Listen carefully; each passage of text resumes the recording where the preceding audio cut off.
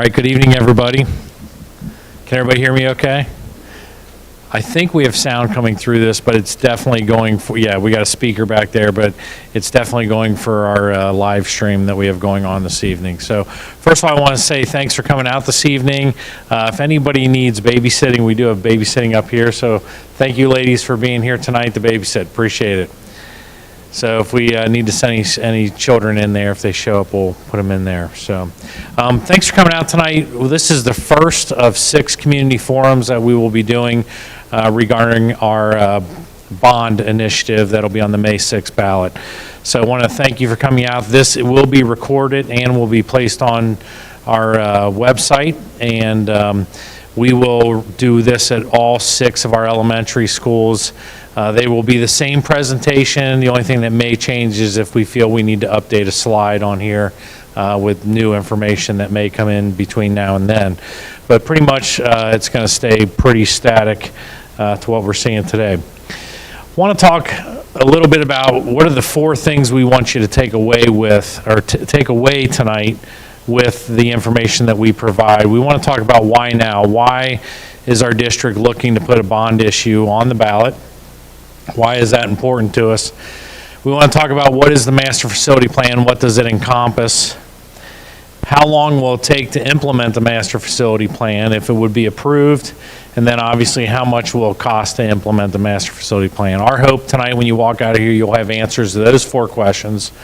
Our hope is we will conclude at 7:30, but our hope is to give about 15 to 30 minutes, if we can do that, for questions at the end, if you happen to have any questions you would like to have answered. So I want to talk a little bit about the process and the timeline so that this makes sense where we find ourselves today. Back in 2018, we had some discussion with our Board of Education at that time, really starting to have conversation about what we're going to be doing with capacity. Capacity was a big item here when you start seeing all the neighborhoods popping up. And so we were seeing that in 2018. So in 2019, we gathered a team together, and that became our community advisory team.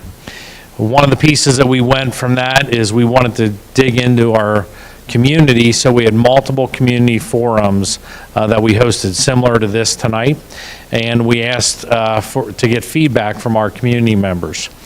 Once we've gathered all that information, we went ahead and looked at educational visioning.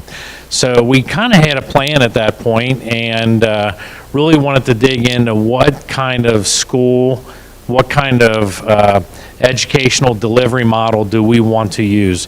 There was a lot of momentum behind that. We were very excited about it. We had a plan that was ready to go before the board. And all of a sudden, 2020 hit and we hit the pandemic. And so at that point, everything was really put on pause. We paused the whole process, kind of put the master facility plan on the shelf because we felt there were other things that we needed to address and put our attention to. When we got closer to the end of the pandemic, we felt we needed to look at our plan and decide whether our plan was still accurate. So we gathered a group of individuals that came together. It was 60 individuals, roughly 60, that made up that community advisory team. We brought that team back together. We did make changes to that plan. Some of those were instructional changes. Some were really just simple kind of changes to what we were hoping to deliver for our students. But we felt those were the best things to do at that time. We did community polling, and then at the start of 2024, we brought the plan back before the board for an enrollment, we did an enrollment update, and then we brought it back to the board for approval again. So we reissued the plan and moved forward with it. That's why we were on the 2024 ballot in November, as we felt that was the best time to do it. So why now? This is our first objective. We're going to talk about capacity issues, but what you're going to see as we dig into this, I'm going to hand it off here to Dr. Fiore in just a minute. But why now is because we are at a critical point. This is a perfect building to have this meeting in. Our first meeting is simply because of this building is at full capacity. We have a trailer that is at capacity out there. We have 2 other trailers at 2 other elementary schools that are at capacity. And our enrollment numbers continue to climb. So why now? We know, as you'll see as we get through this presentation, the timeline that it will take for us to get these buildings open. We will need additional space between now and when this building would open, simply to make it to that date. So we believe we will probably need additional portables simply due to student enrollment. But I'm going to turn it over to Dr. Fiore, and she's going to cover capacity challenges. As Mr. Otten said, we have we have a portable modular unit here, but we also have 3 large portable units at 3 elementary schools, and each of those holds 6 classrooms. Many of our spaces are shared spaces.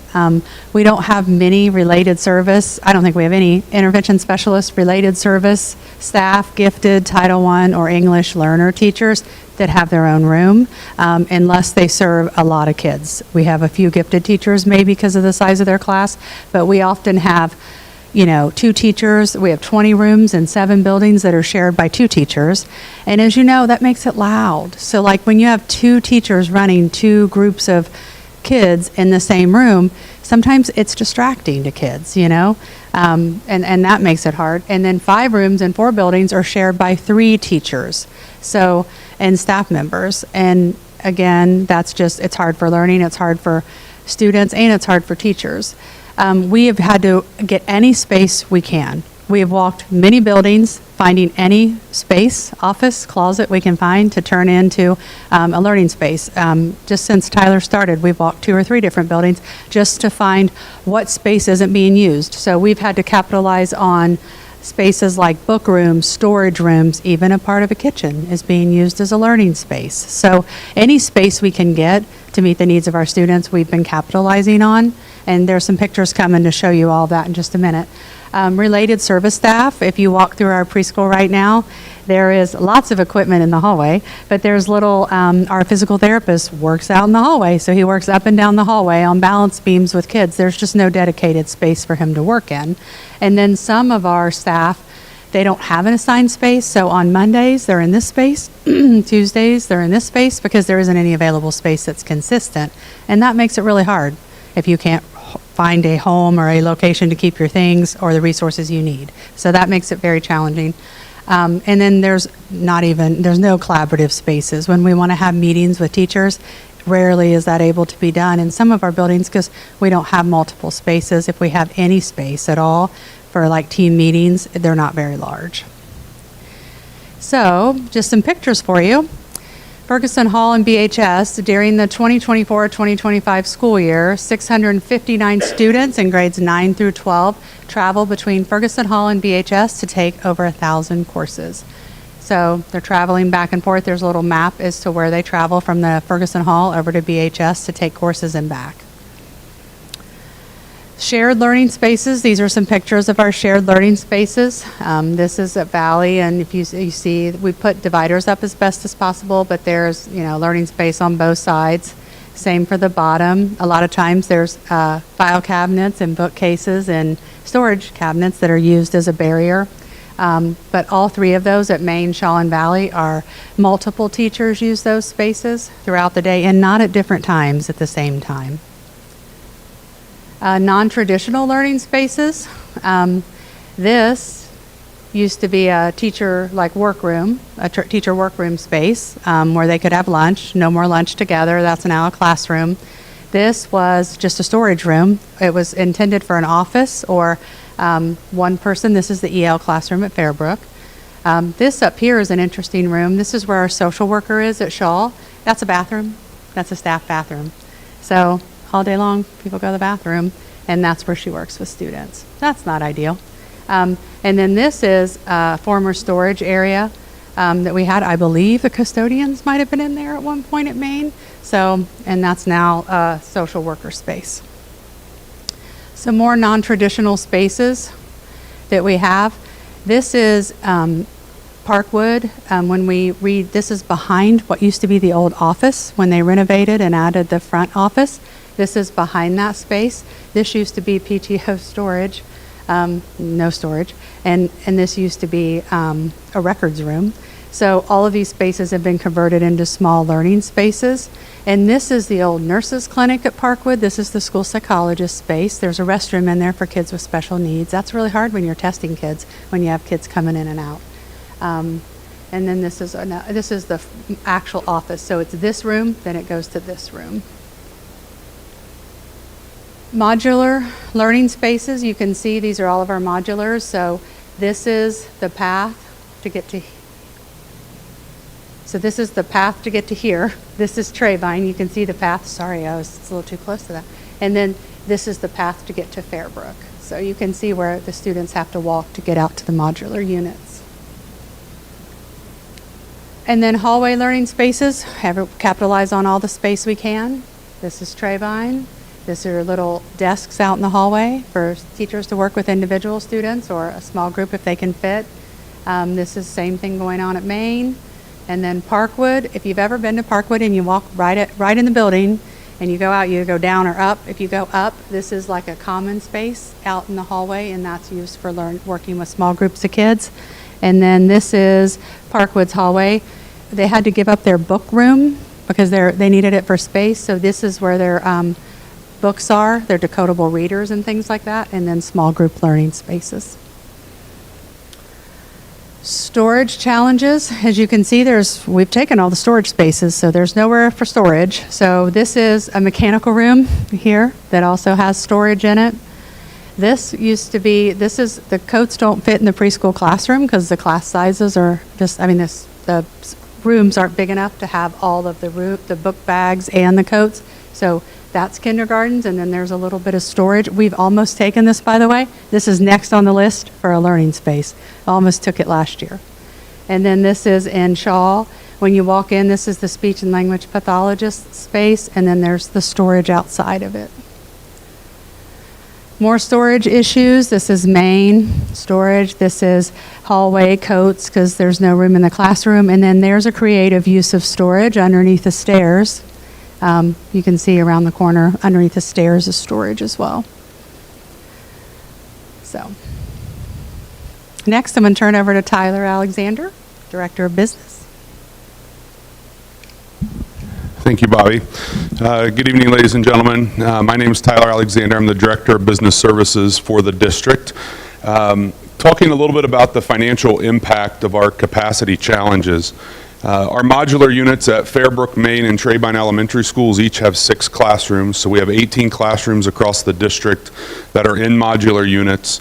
Those are leased units, and so the lease is about $259,000 a year for those 3 modular units. With the capacity that we're seeing, I expect we are potentially going to be looking at additional modular units even to get us to 2029 or 2030 moving forward, because we are growing at such a quick rate. Our preschool renovation, which I'll talk about here in just a second, but we are now leasing space for central office because we felt our preschool needed its own dedicated space, and we were attached to the preschool. So we are currently under construction there. Our lease is a 7-year lease at approximately $236,000 a year at Apple Valley. Passing the bond issue eliminates those costs because part of the bond issue moves central office into Maine Elementary. It also creates space that we would be able to eliminate the modular units. Looking at our head count and our projections, so last year, 23-24, so just over a year ago, we did a second enrollment study because of the additional growth we were seeing in the district and what we were hearing from the township and the city on what was coming. So we did a second enrollment study. When we provided head count numbers in 23-24, we provided these that are in green. That was in the fall. And they utilized those and previous data, as well as census data and data from working with the city and the township to create these projections. And so you can see here, we were projected this year to be at 82, 83.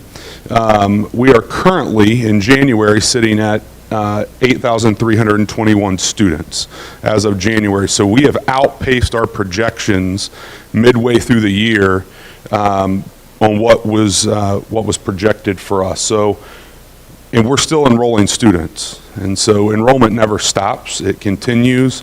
And so we expect that number to go up throughout the rest of this year. I want to go back real quick. One of the questions we received a lot was, well, okay, so you're outpacing projections. How do you plan for that? Our process, when we have created the master facility plan, we've looked at this 8827 number out here in 3334, and we've built in a 5% buffer. So when we are designing facilities and looking at the size of facilities and renovations that we're going to complete, we are looking at making sure that we have space for 9,268 students in 3334, so that if we do outpace our projections some, we're not going to be at capacity 5 years after we would move into new buildings. I want to talk a little bit about enrollment versus head count. So student head count represents the numbers that are in our buildings every single day. There's also, when you look at enrollment, you are looking at FTEs. And that starts looking at school funding from the Ohio Department of Education.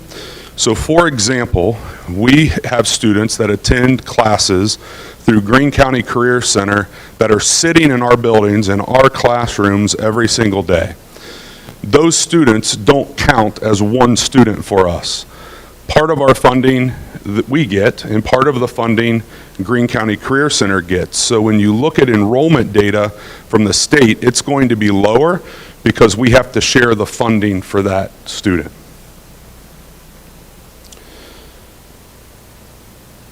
There was an article recently in the Dayton Daily News that showed that we were having a decline in enrollment by negative 1.33%.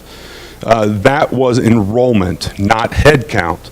We actually increased our head count by 2.87% during that same time. But as we increase courses with Greene County Career Center and other entities that we share funding with, those enrollment numbers that the state puts out are going to be lower because we're sharing those numbers with them. Preparing for growth.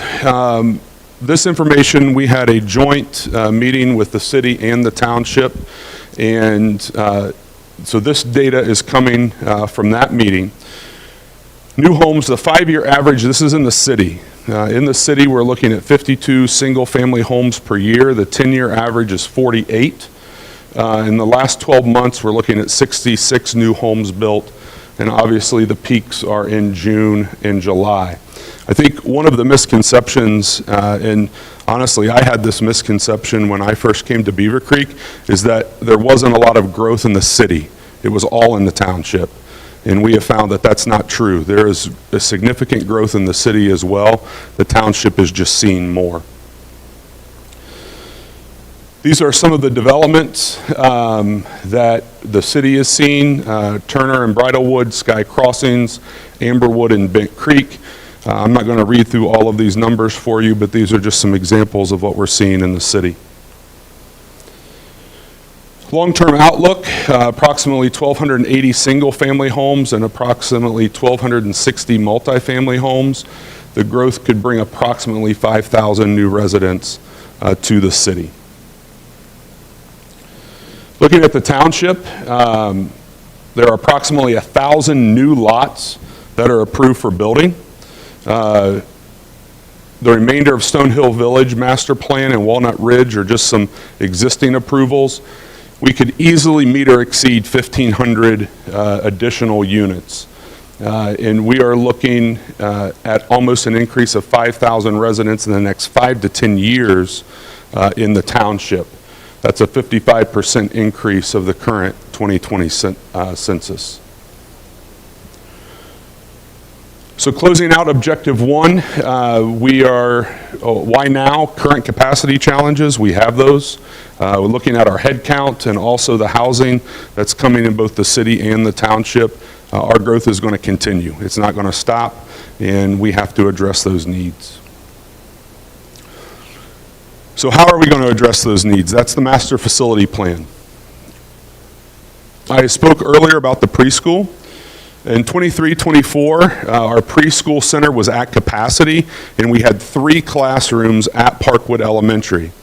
In 24-25, the preschool center is still at capacity, and we have 4 classrooms at Parkwood Elementary School, which puts Parkwood now at capacity. One thing I think is really important is that Beavercreek City Schools is required to provide preschool programs and services for students with disabilities. We can't say we're not having a preschool. We have to have a preschool, and we're just like everywhere else, we're seeing growing numbers in the preschool. So what did we do? We have leased space at Apple Valley Business Park, which is on the corner of Research and Grange Hall. It's a 7-year lease. We moved into Apple Valley in December of 2024, just a few months ago. And renovation of the previous central office space has already begun. They began demo December 1, and we are on track to open that new facility in August of 25. So we would have all of our preschool students in one location at the old Kemp Road central office. So we're doing a lot of renovation there, and that building, once it's completed, it will not feel like 2 buildings. It will feel like 1 building, 1 preschool center, which is going to be phenomenal for those students. Looking at the entire master facility plan, anything in orange is what would be considered new. And so as a part of that, we have a new high school built for 2,833 students. We would convert BHS to a middle school. So renovation would be taking place in that building. Ankeny and Coy would receive renovations to become elementaries. And then we would have new gyms at Fairbrook, Parkwood, and Valley. We also, central office at Main Elementary, that would be the last portion of this master facilities plan. We would focus on the spaces that have kids in them first. Once that's completed, we would look to move central office to Main Elementary. One thing that I want to hit on is Ferguson Hall. Ferguson Hall does not go away. Ferguson Hall will be used for our students.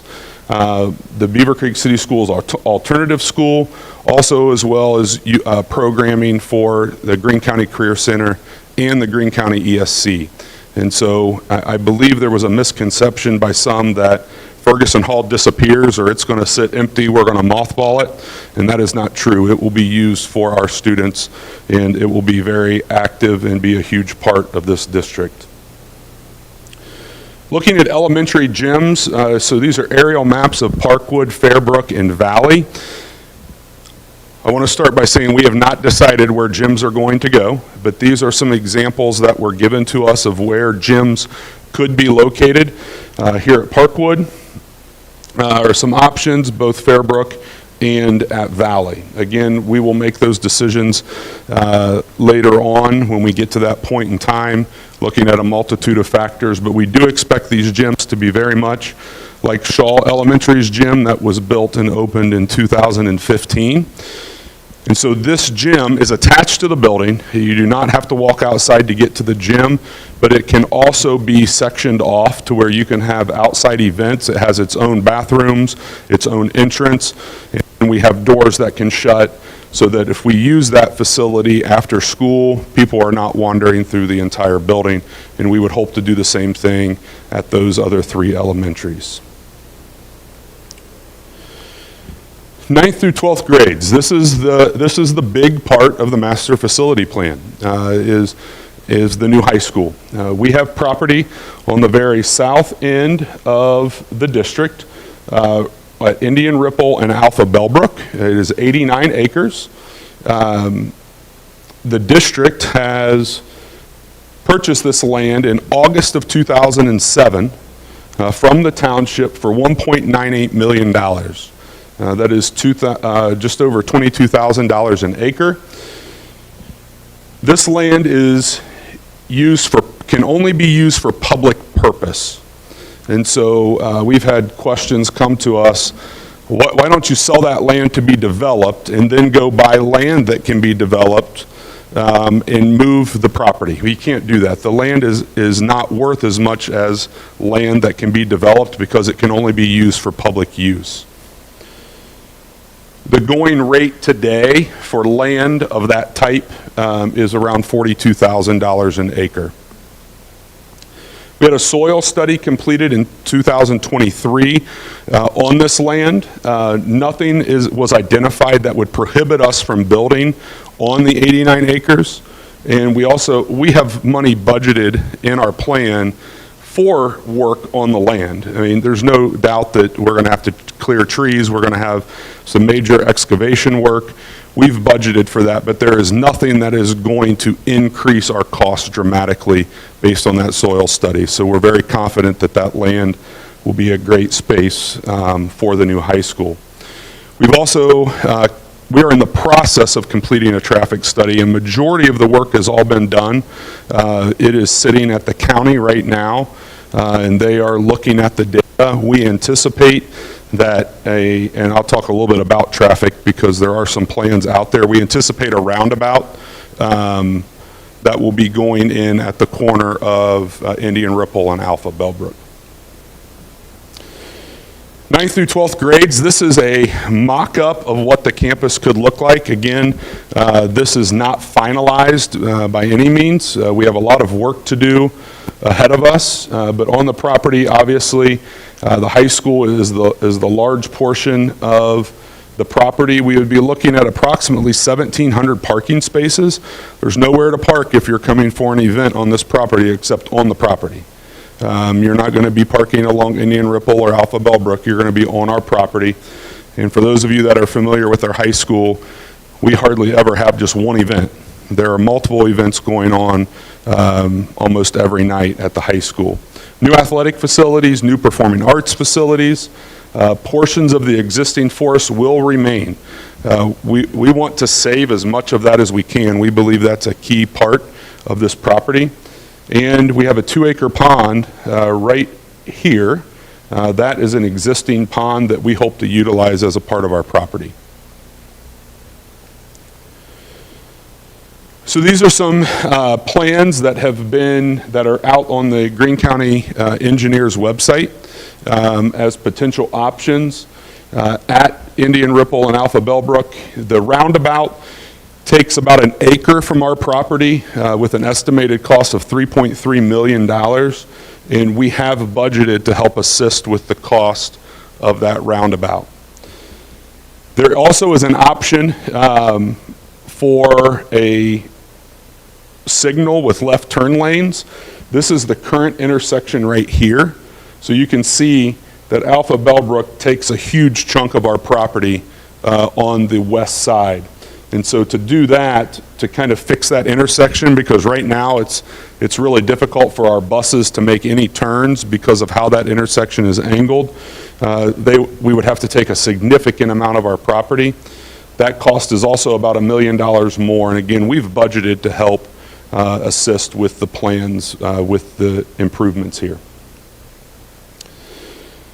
This is in the works, and the project will be awarded in July of 2027. This is no cost to Beavercreek City Schools, but this is Indian Ripple and Factory.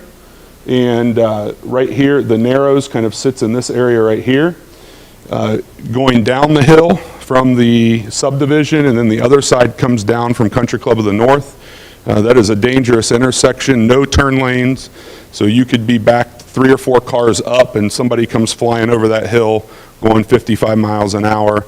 It's not a safe intersection, but this is happening no matter what happens with our project, so the county is very much aware of improvements that need to take place on our streets. This is another project that it's further away from this site, but if we are building on this site, students driving down Trebein are going to come through this intersection. This is Dayton, Xenia, Trebein, and Hilltop.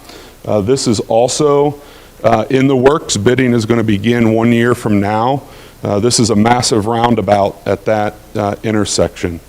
And so we're going to see a lot of work happening in this intersection in the next couple of years. So again, this would impact that intersection is one of the worst intersections in the state of Ohio. And the county will be addressing that before this project were completed. Lastly, we've had a number of questions about Factory Road and 35. And I don't want my kid driving Factory Road. I don't want them in the super highway intersection where you turn right to go left, and we've heard that. This is not a design that is in the works. So this is down the road, but these are some. This is an example of what is out there for 35 and Factory, putting another overpass in with multiple lanes. Again, this most likely not happening before the end of our project, but it is in the works, and the county has had conversations about this intersection. Athletic facilities are a huge part of this plan. We will be looking at a performance arena, 5,300 seat football and track, 1,000 seat soccer and lacrosse, and everything else that you see on there will be new on our property.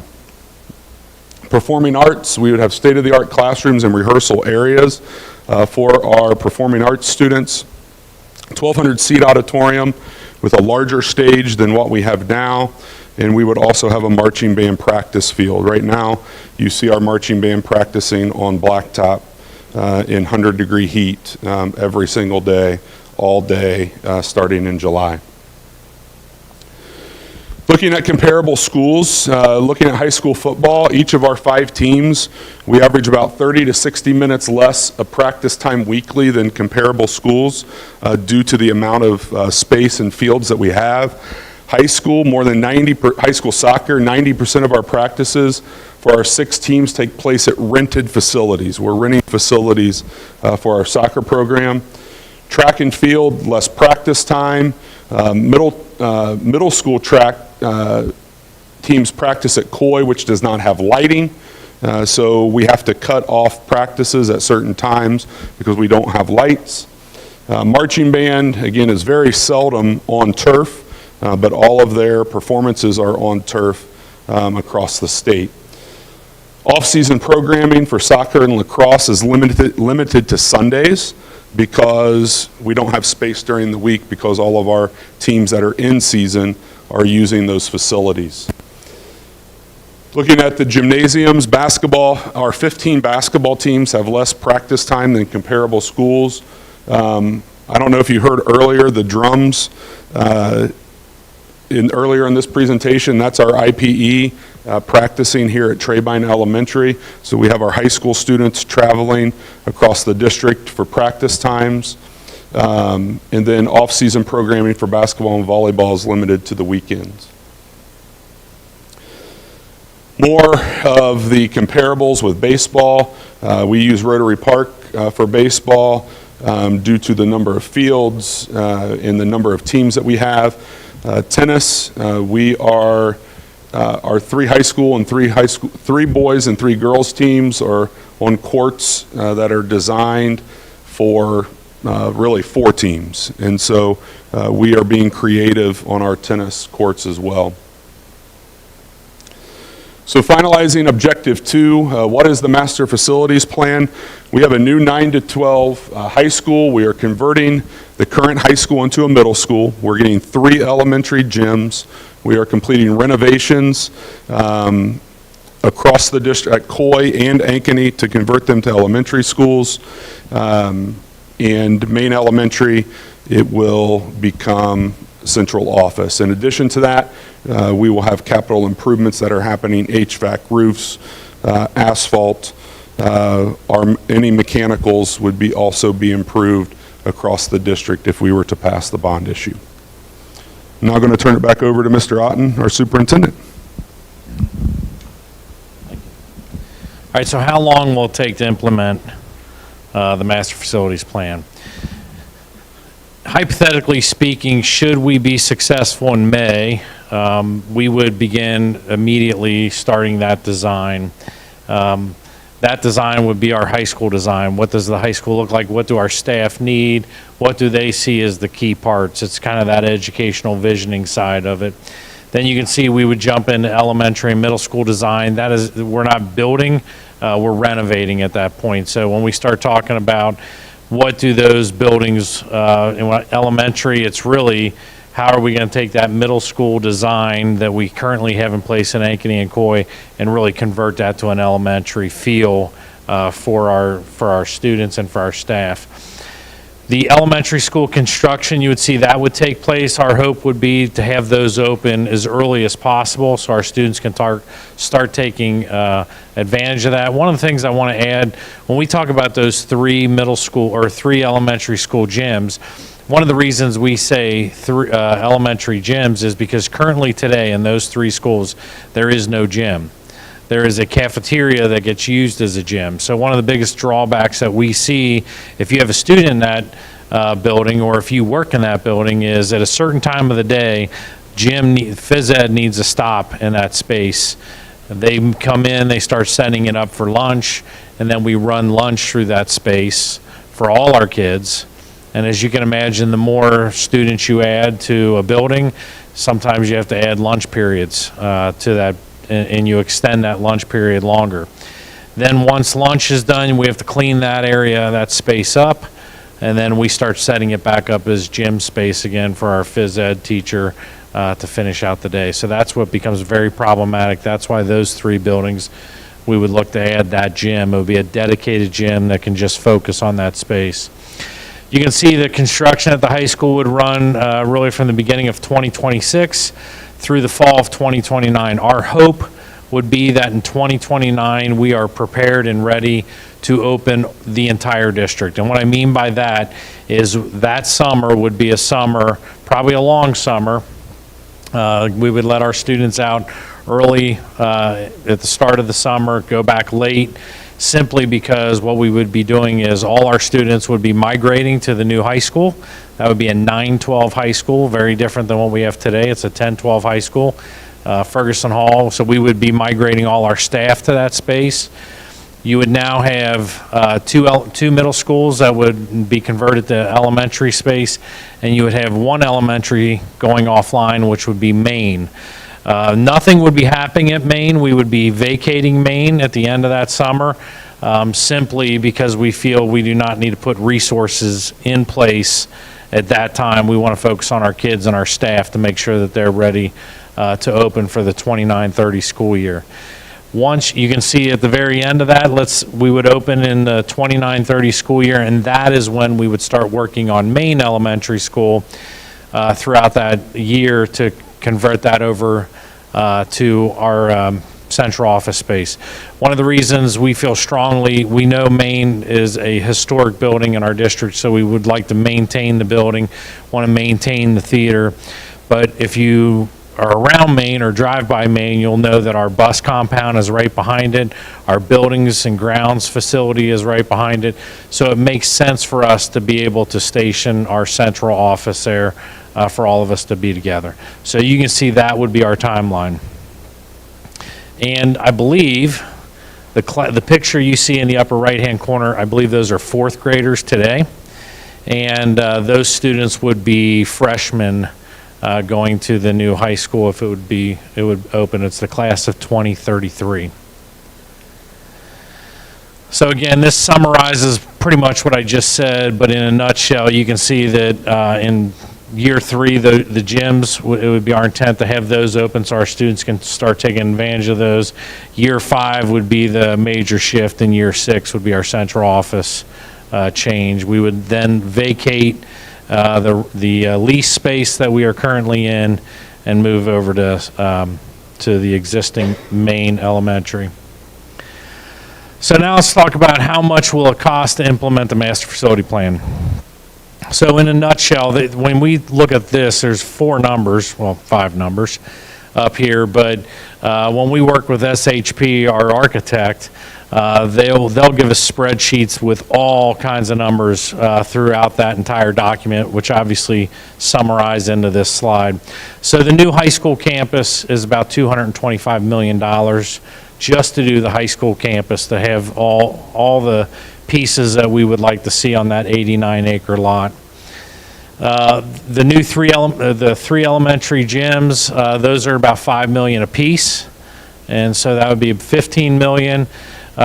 Miscellaneous reprogramming and improvements, that would be renovation costs. We would be looking at, again, renovation of Coy, Ankeny, and also looking at the current high school over to a middle school, and Main over to central office. And the last piece, capital improvements, this is $5 million. This is really improvements throughout the district. So this would really touch on safety and security with our kids, other pieces at all of the other buildings. So that would be a kind of a miscellaneous capture there with that.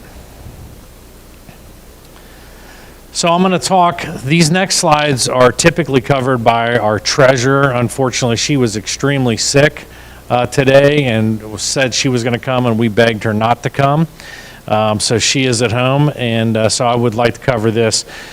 Obviously, the May 6th ballot, it is a $265 million bond levy, and we'll talk about how the millage is determined, but it is paid over a 37-year span to get that paid off. And that is typical for a bond issue, is to be in that range of years. So Craig Hagler, who is our Greene County auditor, I'm not going to read this to you, but basically what the county auditor will do is he will capture the value of our district at a given point in time. And an important piece to understand about that capturing of time and that value is that he has to make a determination that that value in the community will not change. So that value is static and it stays where it is. So when we look at this next slide, he has captured that value of the district in April of 2024. And again, he must assume that that will not change. So he is saying the value of our community will not increase over time. And he has to make that assumption. That's a conservative assumption for him to make. However, as we talked earlier, we know that there are additional houses that are moving in or being built within our community, both in the city and in the township. And one of the pieces, we've had a number of individuals say to us, why don't you talk to the city and the township and tell them they need to stop building? And I can assure you that those conversations aren't really happening in that realm. What happens is we have very good relationships with both the city and the township, and we recognize that their hands are tied. The city and the township do not have a lot of vehicles that they can slow this growth down. They truly run into a lot of roadblocks trying to do that, so therefore they are not able to do that. So we know that these houses are coming. We anticipate that we'll see the growth that they've projected and what we've projected. And so as we see that, we do see the value in our community already rising. I do not have the number. If Joy, our treasurer, was here, she already knows as of today the number that was locked in April of 2024. That number has already changed. The value has already increased. And so what happens when that value continues to rise in our community, what it does for all of us residents is it will actually lower the amount that you're paying over time. So the greater the value. So a real simple example is if you have 10 homeowners and they are paying $5,000 total costs for our bond issue, and I'm not saying each one's paying $5,000. Let's say each one of them combined is paying $5,000. If you had 15 new homeowners, that is still the same dollar amount that has to be paid. It's at $5,000. They were at one point they were paying $500. Those 10 homeowners paying $500, pay for the total $5,000. Now you add 5 new homes into that. Now each homeowner is paying $333. So it does get lowered down as more houses come in because the amount doesn't change on what is owed on that. 37 years seems like a long time, but one of the greatest pieces about that is they say, and I'll talk about the next slide, Ken Cashel from RBC has brought this up. He says one of the best pieces about doing something that is 37 years long is it allows those who are going to use the facilities an opportunity to have ownership and paying for the facilities. So what that means is if someone says, hey, I'm only going to be living here for 10 years, I'm going to be paying on this for 10 years, that's correct. But when that person vacates their house, new person moves in, maybe has kids, they are going to pick up some of that cost. So for the next 37 years, the individuals living in this community will help pay off this bond issue. Again, the bond issue for 37 years is pretty typical in the state of Ohio. You'll see them 36, 37, 38 in that kind of range. Again, these were, you can see the annual cost breaks down to 171. We've been saying 172 because it's 171.50. That is your annual cost per $100,000 of appraised value, or I'm sorry, not appraised, of assessed valuation. So when you look at your assessed valuation for your home, and let's say your home is, we'll call it $500,000, it'll show you that your annual cost is $857.50 is what you would pay annually for this to be approved. So that is what this graph breaks down, is it gives you a little breakdown, because we always typically go with the 100,000, that you can see what the annual cost is, then they break it monthly, weekly, and daily cost. But we've taken it all the way down to $1 million home in our community so that you can see how that breaks down. The other piece that I would encourage our residents to look at, this was up probably about 3 weeks ago, but if you go to the Greene County Auditor's webpage, and you put in your home address, and you pull up your home, on the left-hand side, there is a tax calculator, and if you click on your tax calculator, this will actually pull up our bond issue, and it will show you exactly what it will cost you as a homeowner if this was to be approved. So I would encourage all our residents to do that if you are interested in looking that up. Here's another example. What we did is we wanted to give a real life example. Again, one of the things that people will say is we don't have any houses that are 100,000 in Beavercreek. So what we did is we gave you two examples. We gave you a 300,000 and we gave you a $500,000 example, but we also wanted to figure out what is the average home value in Beavercreek City.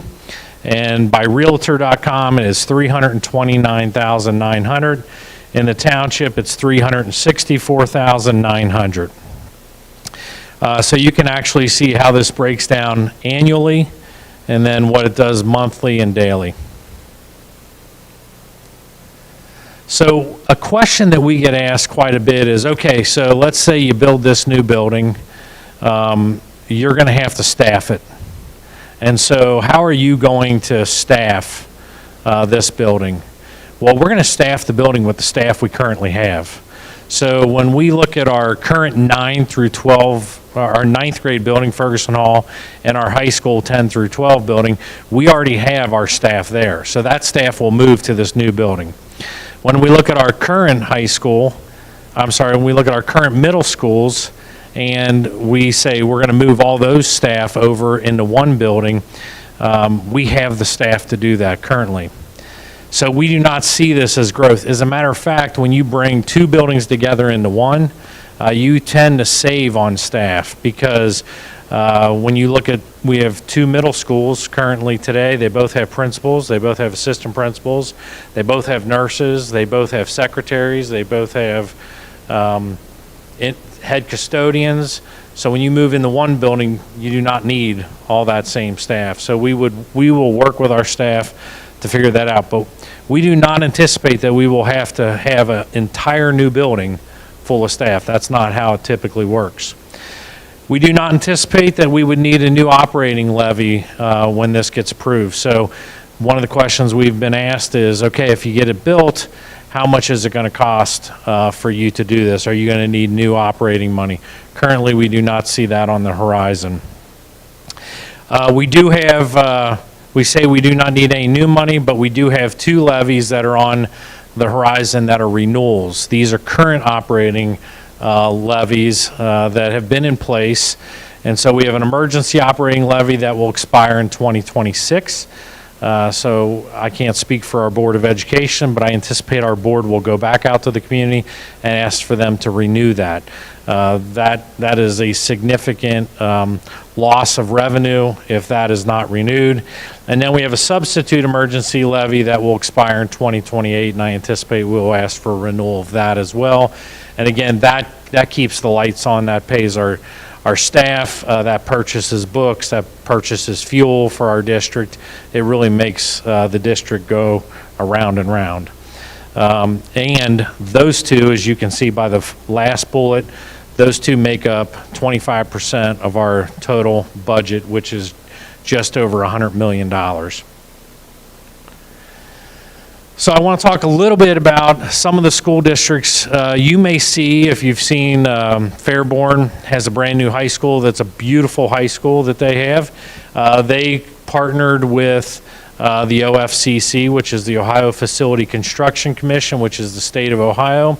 You may remember years and years ago, probably a couple decades ago, there was tobacco money that was captured for school, well, it was captured by the state and then used to build schools. The way that OFCC works is they rank order school districts from the poorest to the wealthiest in the district. And basically what they do is they start with the poorest district and they work to the wealthiest. And right now I believe there's 610 districts. And I know that sounds crazy, but that number does change from year to year, it seems like. It's 610, 611. And so where we fall, we're about 510 is where we currently see ourselves. So we are on their list, but they have not selected us, meaning that they have not pulled our number to say we will partner with you. However, the state allows school districts to be a partner without your number being selected. And one of those processes is through the ELP program. It is the Expedited Local Partnership Program. What this program allows us to do is it allows us to build a building, work with our architect, SHP Leading Design, to build a building under the manual that is done by the state of Ohio. What they will do is they will come through the facility, they'll look at how it was designed, and we will receive credit for that, so that someday when they actually get to Beavercreek City Schools and they say Beavercreek City Schools has been selected, Beavercreek at that time will receive a letter from the state saying you've been selected, and they will look to say back in 2025, hopefully, that when this would be passed, that this project, when it was upon completion of 2029, will receive this refund or reimbursement from the state that helps offset the cost. So here's my example. We get 17% from the state of Ohio. So the project is $265 million. Hypothetically speaking, of the $265 million, let's say $150 million is eligible. So the state identifies of the project, they will reimburse us for $150 million. You might ask, why wouldn't they reimburse for more? For example, they're not going to build a theater. They're not going to build stadiums. They're not going to put seats in our new 3 gyms. We're paying for those. Those are locally funded initiatives. So they will determine, and if they say $150 million of your project has been identified for reimbursement, basically they will go off this number, which is locked in, and that $150 million will garner $25.5 million back to the district. And so that will be returned to our residents here in terms of our district, and that will assist the district, obviously, if there's a project that needs to be done or could be used for other purposes. How much will it cost to implement it? Again, $265 million. Again, this just kind of breaks down what we've already said. And I want to go through the entire review so that we can hit on these pieces. So why now? We have serious capacity issues that we are facing. When we look at our projected head count, that we are already exceeding where we were last year, and those numbers seem to keep rising. I will share, it's not in our slide, but one of the things that we are looking at is recent legislation that has been passed by the state that requires school districts in the state of Ohio to open your attendance for any active duty child within the state of Ohio. What I've said, we love our active duty families. That is one of our greatest strengths here in Beavercreek.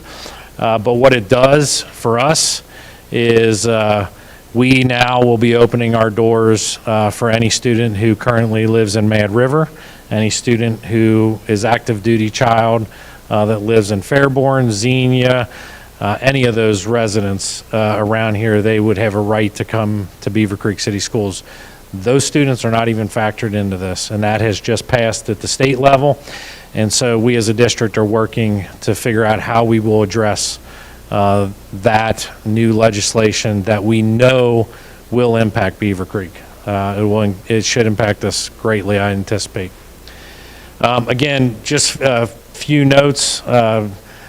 Beavercreek Township is looking at an additional 5,000 new residents in the next 5 to 10 years. And the city is also looking at about 5,000. That is over 30 years, so that's a little slower. Just to summarize the master facility plan, the highlight of that is a new high school.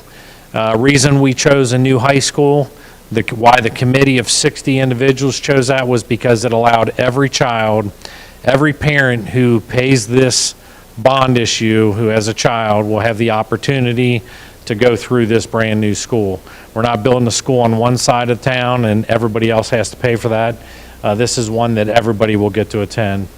Convert the current high school into a 6-8 middle school, Ankeny into 2 elementary schools, add the gyms that are needed for those 3 elementary schools. Ferguson Hall would become our alternative school. That would allow us to serve our kids better. We would also contract out space with Greene County Career Center and the Greene County ESC. And then Maine Elementary would be converted over to our central office space. And finally, there's $5 million in there for capital improvements throughout that. Timeline, if we were successful in May, we would be looking to open in 29-30 school year. That's the big number. We would have to look at how we redistrict all our students at the elementary level. That would be where the redistricting would be occurring. And then again, the cost is $265 million for 37 years. $172,000 for the per appraised value, $100,000 appraised value. So with that, we are right on time. We're just right about 7 o'clock. So I want to spend a little bit of time to answer any questions that you may have. This QR code, Tyler, I think this allows them to ask questions or provide feedback. Is that correct? Okay, so if you have your phone and you say, no, I'd rather provide it through a QR code, do that. We will gather all this information and we will include that on our website with any questions. Yes, and there is a link on here that asks you if you want your name and number or email, we will reach out to you with additional questions. So any questions that you may have, anything that we can answer for you? Yeah, Lisa.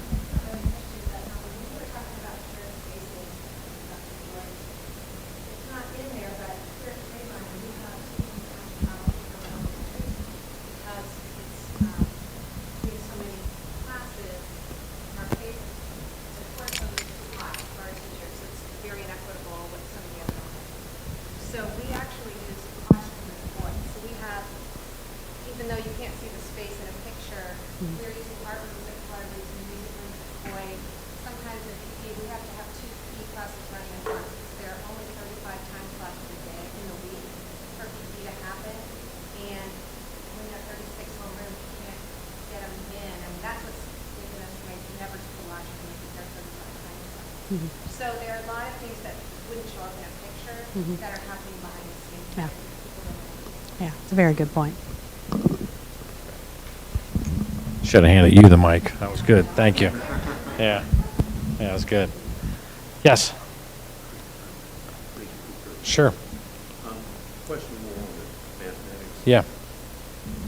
It's 4.99 gross per 100,000. Your appraised value, but it's assessed against this, it's put against the assessment value. Well, that's when I need my school treasurer here. Here's my So, other question. yeah. Treasurer. Homes are appraised every 3 years in Green. Correct. Yep. But the appraisal goes up, let's make it easy. Yeah. $100,000. Yep. Does your Yes. So my understanding of that is yes. and that's just me easy math. Yeah, I'm glad you're doing easy math. That's what I need. So I believe your answer is correct. It does go up. And what it does is it looks at the entire community in terms of, so it might go up for you, it may go down for mine. It's all based on how your house and my house appraises. Yeah, most appraisals, Yeah, do go up. county, they went up quite a bit. Yeah, they do go up. I will just, your example of the 500,000 here, instead of paying 90, paying 1,000 more a year, over every 3 years. This Sure, goes. yep. So, assuming unless the appraised value goes down, which It won't, right, I you're agree. going to be paying more in total dollars for the tax. Well, the hope is over time you wouldn't, because with the growth that we're seeing, that would start being spread out That some. would have to be quite a bit of growth, even if you're doing 1,000 or 1,500 homes, which is a lot Sure, of growth. sure, don't get me sure, wrong, sure. But it isn't going to lower it. Right. $172. But that dollar amount that is in there, that never changes. So you're not paying on a percentage. The dollar amount of the cost of the bond issue never changes. Not arguing that. Yeah. What I'm saying is it's kind of a narrow personal homeowner viewpoint here. Yeah, I don't- How much is this going to cost me? Sure, Okay, okay, again, we'll use $172. Okay, I pay that, let's say it passes in May, which, by the way, another question for your treasurer, since we pay our taxes in arrears, I assume it will go back to that previous. I believe it will. Yeah, Yep, you're I believe it paying for will. that. So, but let's say you pay $172 Right. for 3 years, and let's say your home goes up to $200,000. Let's say, again, just for sense making the math. easy, Sure, Because they go up very expensive. yeah. So now you're paying, instead of 172, you're paying $45 more. Yeah, so I guess where I'm stuck on your question, which if I can get your name and number, I'll have Joy call you. I promise you she won't call you tomorrow because she's not doing well, but I hope she feels better. yeah. I'm not- But no, but she'll get to you. What's going to happen is that dollar amount that this gets approved at, 265 million, they're going to look at all the residents, all the homes, and they're going to say this is what you're paying. If your house goes up appraised $200,000 more and my house goes down, you will pay more, I will pay less. If yours goes up and we have additional built houses that are built, and I know they're not going to pop up overnight in 3 years. I totally recognize that. But I wouldn't, here's what she shared with me today. The value of this, we will already not collect that amount of money because the values of our community have already gone up since this was captured. Therefore, that $172 is already lower. Right. Yeah. Except I'm still the taxpayer, pay the amount. You have a question? That's what I'm trying to get at. All right, thank you. Great, thank you. So, like, for example, the comment that was the one now, and they said that we got this, because of the school, walking around and seeing, the legislation, practice, so when our evaluations change, it might. It's less, right. So, in terms of That's what it the next time you're. Yeah.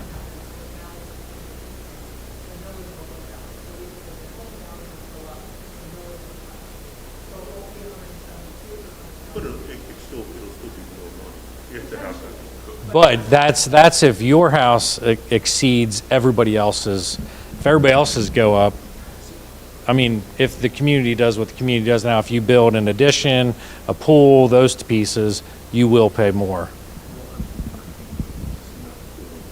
may just tell you based on Sure. living in the township. It has fun. Oh, yeah, I've had to argue about the appraisal every year. Right. Every 3 years. but your school taxes, in, School taxes make up the majority of They do. the tax I pay. Sure. Quite a bit. yep, And this is not, I'm not trying to, this is not a merit thing about the kids need this, or you guys need those facilities. I get that. I'm not trying to. sure, I don't take, no, I get it, yep, My point is that I gotta look at this, okay, how much is this gonna cost? If you're on a fixed income and you're retired, or you're getting the cost of living that's already not equaling, but it's the inflation that you have. Can I afford to lose this money, and what do I have to change? What do I have to Sure. sacrifice to pay this bill? sure. That's what I'm trying to figure out. I- as a yep. taxpayer. I mean, great, I mean, who doesn't like new stadiums, who doesn't like new Right. schools? Who doesn't want to see the kids get the best? Sure. The question is, you know, what am I gonna cut? Or what do I give up? Sure, sure. The other, just to know the new facilities plan, just curious, in the new facilities that are being built,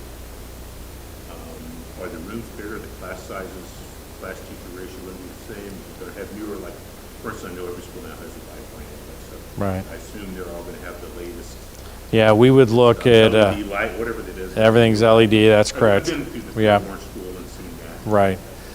So Fairborn School was done with OFCC. That design would be very similar to what, I'm not saying the building would look like our building, but what you saw with the classrooms, that size, I believe the size, I'm looking back at Jeff, is about 800 square feet as a classroom. So sizes would be a little bit larger, give a little bit more space. And OFCC requires that size, and we can do a 10% reduction, I think, if that's correct. A 900, 810, yep, 810. What are the two intersections you mentioned with your budgeted money for? The current school tax are out of this It's out of the bond issue, so we, bond issue, this bond issue? or this bond, no, this bond issue. So our bond issue money would pay to improve roundabouts? No, so, Did I yeah, misunderstand? no, you, so what it does is, this project, we will partner with the county, and this space is in the township. So we've already engaged in conversation with county engineer and with the township about that space. County engineer is already looking at that, so we would assist the partner. They would be, we would not be building a roundabout, but we would be doing road improvements around that area. And I'll talk, We're not paying for the roundabout. We're not paying for- our road improvement from the Yes. school to the roundabout. entrance into the school. The reason I keep looking back at the gentleman back here is he's one of our architects. That's fine, I mean, Yep. that's typically what happens in a. Yeah, we're not building a, paying yeah, driveway. exactly. Yep, yep, That's what I was. yeah, yep. Thank you. Yep, thanks for the question. And I'll get your name and email or phone number, and we'll get you taken care of. Yep. Thanks.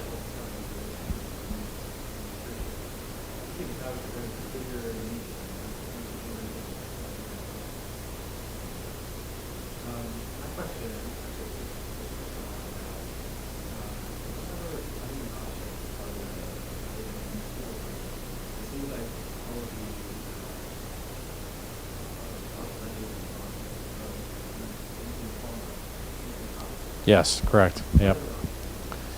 So really,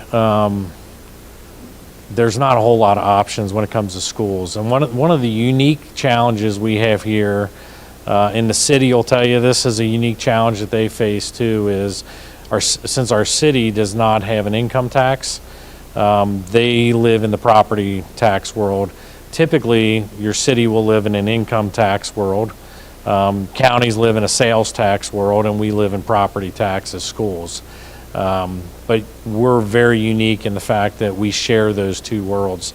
The other problem we run into as a district is Beavercreek is seen as an extremely wealthy district, so the state does not provide us ample money. So for students, when they look at Beavercreek and they say you have wealthy residents, you have industry that is there, high tech, therefore your people can pay for your schools, and that our community shoulders the brunt of that. and you can go next door to a neighboring school and it's very different. So one of the biggest problems, just one of the slides earlier talked about those two levies that we have as a district that generate, those are our two largest levies, and those two levies generate about $25 million. It's like $24 million in that combination of those two. And so if you think about that, our budget's typically $100 million, and the only way to build a building in the state of Ohio through like a government building is really to do it through a bond issue, to generate that amount of money and to spread it out over time so that we're not all carrying the brunt of that over 5 years. We would never be able to do that. Our community would never be able to shoulder that. So this vehicle, if Ken Cashel was here from RBC, he'll share that the reason it's 37 years, and I'm going to try to do my best at how he explains it, is that they look at a lifespan of a building as 40 years. And then they say, all right, the lifespan of the building is 40 years, and then everything that if you turned the building upside down and shook the building, that would fall out. Those are the pieces that do not have a lifespan of 40 years. So what falls out is a reduction of about 3 years of that. So that's what makes it 37 years. I know it's an odd analogy, but he said that is why they do this, because you believe that that's what a lifespan of a building is. If you look at our buildings, we are exceeding 40 years, and we would exceed 40 years in this building as well. So, but really the only vehicle that really gets us to that dollar amount of $265 million would be a bond issue. And the lion's share of that clearly is the high school. So we have said, we have two board members in here tonight with us. The board, I think, recognizes if this does not move forward, then, if you say just build the high school and don't do the other things, then the plan doesn't work real well, but you're still at $225 million. So I think if this doesn't happen, we would have to look at something different that's at a lower cost, but something that's probably not going to extend the time of the growth that we have. We would probably be back to our voters, I don't want to say 10 to 15 years, but we would be back sooner to build something different. So, yeah. Did you have a second question? Did I not answer you?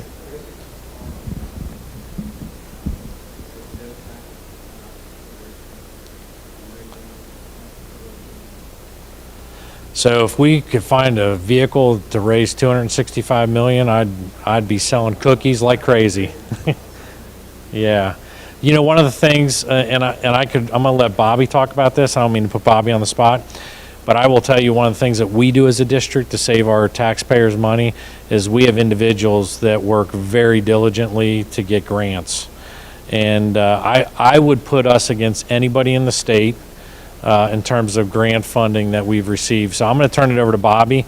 She had no idea I was going to do this to her, but Bobby and Beth are really our two grant gurus. Beth is really our federal grants individual, but I'll let them tell you what we are doing, not to build a building, but to help offset what we're doing for our residents in terms of money.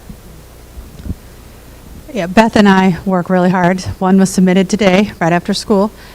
We find any grant we can, essentially, to offset the costs for our community. Some of the recent grants that we've got are, we have a school-based mental health grant. It's about $4.4 million. That provides us with social workers, school-based mental health therapists, things like that we don't have to pay for out of our budget. We also just got a DOD, Department of Defense grant for STEM for K-8, and that's going to provide us with STEM learning opportunities for our students that we won't have to pay for. Career technical education is another area that we've got a grant for in the last year or two, and that helped us create cybersecurity pathway, education principles pathway. So they're all the things we need to do for kids. They're all the supports they need, but that's the way we can offset the cost of continuing to add more and more costs to our taxpayers by needing more money, is by looking for every possible grant. And Beth is a genius at grants.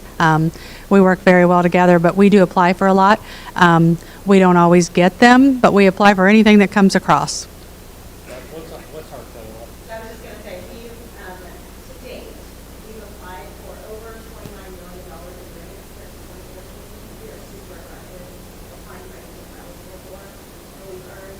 I knew it was 16, I just didn't know how much we had, yeah. Which is a lot for competitive grants with no interest rate. Yeah.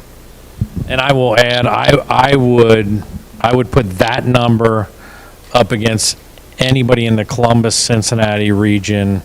I would think we're the highest. And at one point when I arrived here, I had nothing to do with this, but when I arrived, we were the only school district in the state that had earned 5 straight A grants, only school district in the state to get that. And they were 5 unique grants. There were other districts that received like 3 grants, but they were all the same. They were like for 3 middle schools, so.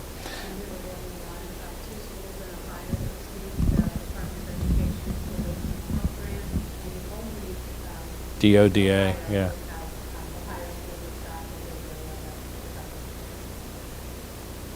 So we are doing those things, but again, those are to help offset the general fund, so we're not coming back to our voters as often to do that. So that was a great question. Did you have another one? Yeah, I thought you did.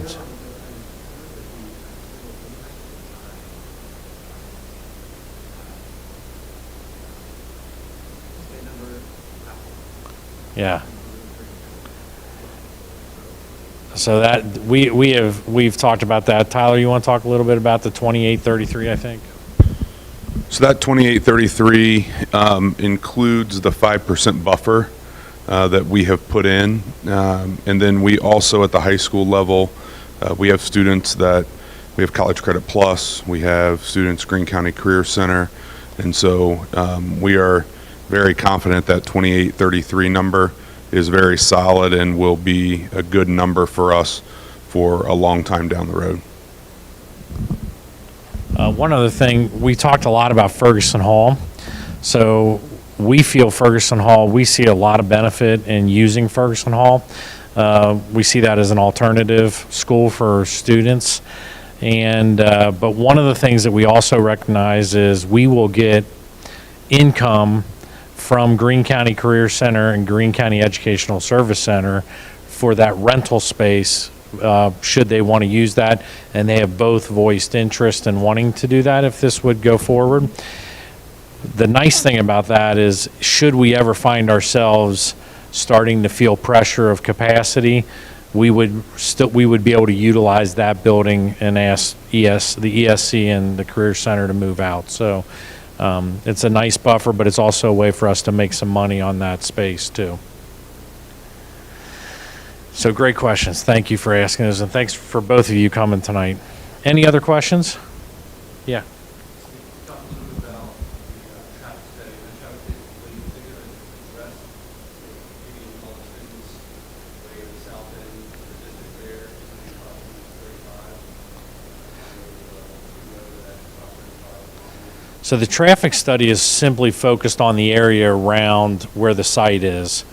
So it's not a traffic study for the community. It is solely focused on that space. A lot of the questions have been asked, if you're a resident that lives in that area, they want to know what does my space look like today. If you drive that space, if you're on Indian Ripple or South Alpha Bellbrook, it is literally one lane each way, two lane road. And then if you go behind the property, it literally is like a 1 lane road. I mean, you can get 2 cars through there, but so that is really trying to look at what is needed for that space so that our residents can have access. We're not backing up through neighborhoods. So that is truly what that is about. The question you asked about students moving, one of the things that we're very thankful for is the recent overpass that is down at Trebein that goes across. That would provide access. You have the Valley Bell connector that hopefully will go in. That would allow some access, quicker access over to the high school. So if you lived here in the Trebein attendance area, your way would be going across. If you lived over by the city side of it, you could go through Fairfield. That would be over 35. If you were going to travel across Fairgrounds, then you were going to travel 35. And one of the things that we remind families today too is we have students today that live on the south side that make that drive every day. over. It doesn't mean that we don't love them going on 35, but we do feel like the superhighway, as much as a pain in the butt that thing is, that does provide safety, more safety than what has been in the past, but there are two other areas that do go over top 35.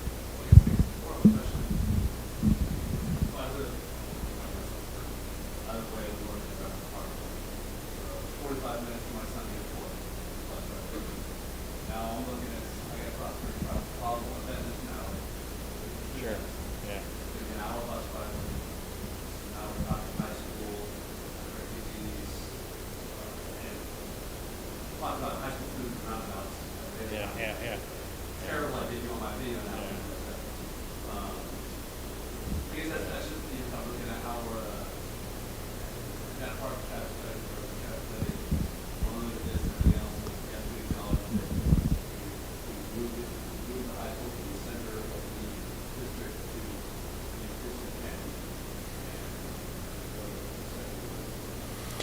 So the traffic study, there are data points from all over the community. The traffic study was, they did not pull data just from the Indian Ripple, Alpha Bellbrook area. They have data points from all over the community. When the county looks at that, yes, there is a focus in that intersection, because I think everybody can agree that intersection needs to change if a 2,800 student high school is going to go in on that property. There is focus there, but there's also, the county has data points from all over the community that they can look to make decisions moving forward on how they feel, what they need to do to improve travel to that location. So I don't think that it's, although that's the main focus, there are data points all over that the county can look at. And then speaking of transportation, transportation won't just be the same number of buses with the same number of kids. Those routes will change dramatically. I don't see an increased time. I oversee the transportation office. I do not see an increased time on busing. We're going to have to reroute the entire district and completely change how we do that. We're on a 3-tiered system now. If we go to this new method, we don't know what that's going to look like yet. Those are pieces we would have to plan over the next 5 years, but our goal would be not to increase time that students are on buses. Our goal would be to reduce it if we can. And one thing that all I had this when years ago we were on a tier system. You guys, if you have children, may remember. I look at Lisa because Lisa we still have these discussions today. Back in the day, the elementary schools were the first ones to start, and then you had the high school, and then middle schools were the last ones. One of the biggest problems we ran into with that was through transportation. You needed to be able to run 6 elementary schools at the same time, and that became very problematic because you needed about, and I'm giving you rough numbers, but you needed like 65 bus drivers to run the elementary route. And then the other 2 routes, you needed about 40. And so the problem with that was, why do we have all these, we have 20-some bus drivers that all of a sudden get freed up, or we have to get all these subs for the first tier and we're fine for the rest of the day. So probably about 6 years ago, Lisa, would you say we changed your time? Probably 5 years ago. It was before COVID. It was during COVID. I think your first year was COVID, because I was thankful COVID came. It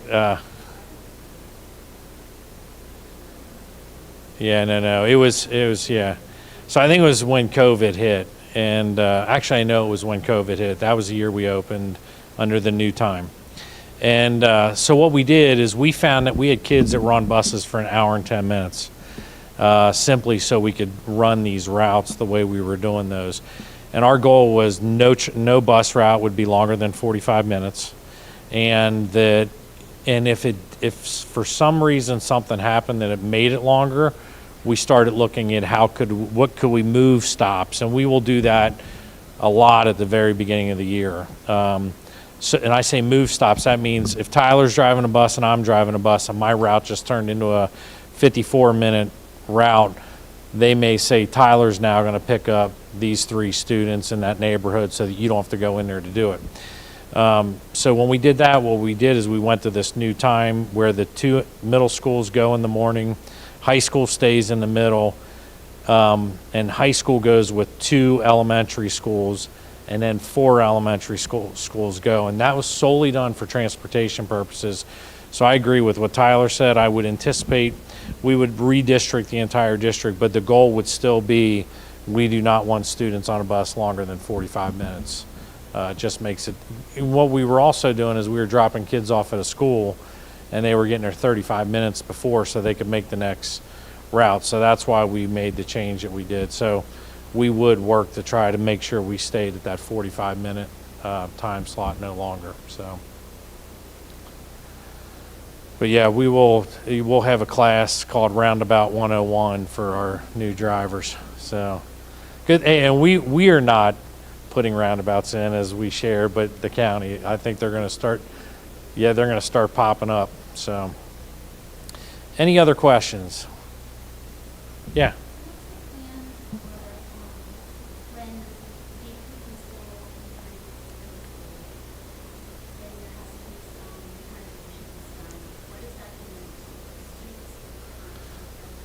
So great question. I don't know if we have this on the slide, but we would be doing significant renovation to the high school during the summer months. So that's where, correct. Yeah, we when we worked with SHP, they put very specifically that those time frames in the summer, multiple summers, with Russilli, who's our construction manager. They would be doing the lion's share of that work at that time. Some of the high school students would see changes when they came back, but there would be no construction during that time. School year related, we would do more, if we would finish it the last summer. Yeah. Yep, so good question. Anything else? Anything, we'll be doing 5 more of these. So, you've asked great questions, and I will get you your answers, so I appreciate you asking those. But thanks for coming out tonight. We really appreciate your time, and if you have additional questions when you leave here, if you didn't get this QR code, don't worry about it. Just call our offices. You can ask for me. I'm the superintendent, Paul Ott, and I'd love to talk to you. And if I don't have the answer, I'm going to get you the answer. So, but I appreciate you really coming out tonight and spending time with us. So have a great evening.